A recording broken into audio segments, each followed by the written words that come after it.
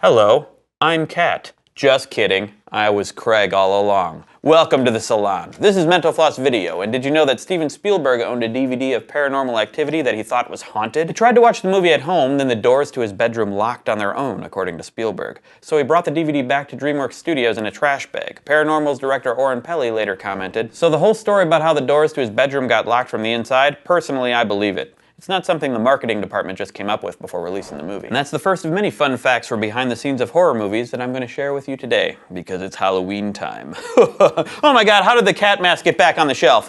Oh no!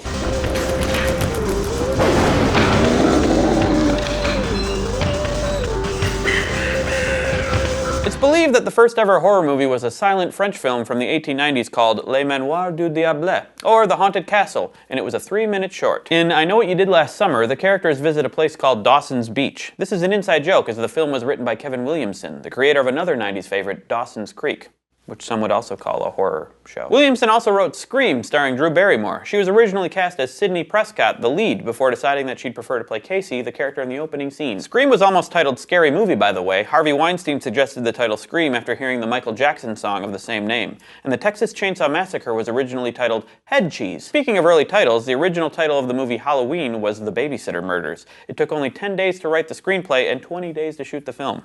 It's exactly how long it takes to make a Mental Floss video. And it's equally as scary. Joel Cohen of the Coen brothers got his big break working as an assistant editor for Sam Raimi on The Evil Dead. The 2013 film The Conjuring is based on a supposedly real experience of two paranormal investigators, Ed and Lorraine Warren. They actually approached director James Wan about making the movie. The scary doll Annabelle from the film and spin-off is a Raggedy Ann doll in real life. As am I. Stephen King wrote a screenplay for The Shining, but Stanley Kubrick refused to even read it. Instead, he collaborated with author Diane Johnson on the script, which backs up my theory that Stanley Kubrick can't read. Another horror movie based on a book, Rosemary's Baby. In fact, producer William Castle bought the movie rights before the book was even published because he got his hands on a smuggled galley copy. Child's Play started out as a satire rather than a true horror film. Writer Don Mancini has said, "I wanted to write a dark satire about how advertising and marketing affected children. My father worked in advertising. I was always fascinated about it. It was interesting to see how the Cabbage Patch Doll phase was affecting all of America." I'm not sure if he laughed or not. In Alfred Hitchcock's Psycho, Marion drives a 1954 Ford sedan. It's believed that this car was a prop borrowed from the set of Leave It to Beaver.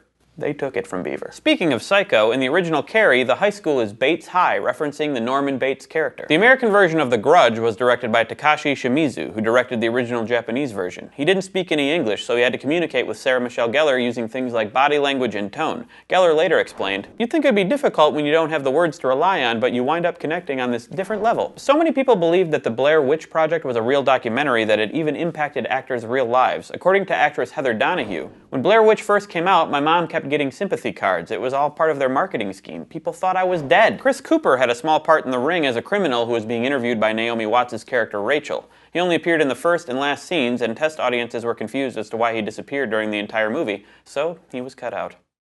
And killed! No, he wasn't killed. Freddy Krueger of Nightmare on Elm Street got his name because director Wes Craven, rest in peace, knew a bully named Freddy in elementary school. Craven also gave Krueger his signature sweater for a reason. He had read a scientific study claiming those shades of red and green side by side make it hard for the human eye to distinguish them, so his outfit is unnerving to look at. For the part of Damien in 1976's The Omen, there were 2 long days of casting in which 4 kids auditioned every 10 minutes. Harvey Stevens got the role while acting out Damien's church-induced tantrum. Director Richard Donner told him, "I'm gonna fight with you, even though I say stop, don't stop." After a certain point, Stevens' family had to burst into the room and pull him off Donner. Similarly, over 1,000 girls auditioned for the role of Regan McNeil in The Exorcist, according to director William Friedkin. He said it was important to find a young girl who could play the role well, but also not be seriously affected by filming such a scary movie. I was seriously affected by watching it. His concern makes sense because the set was said to be haunted. The legend goes that 9 people died and there were numerous other injuries while the film was in production. Plus, a huge fire broke out that destroyed the set. And because it's Halloween, let's get spooky and finish up with a few other horror movie sets that were said to be haunted. Let's get spooky. Ryan Reynolds, who starred in the Amityville Horror remake, has said that during production he consistently woke up in the middle of the night at the same time his character often does. Even creepier, a body washed up on the shore right where the film was to begin shooting. Finally, I returned to the salon to tell you that a camera broke on the set of the remake of The Omen. According to the director John Moore, there was an error message, error 666. Ooh. But a camera technician informed them that there was no such thing as error 666. What the f***? Thanks for watching Mental Floss video, which is made with the help of all of these scary people. Let me know your favorite scary movie in the comments and have an awesome Halloween. Scariest movie I've ever seen? Confessions of a Shopaholic. Bye.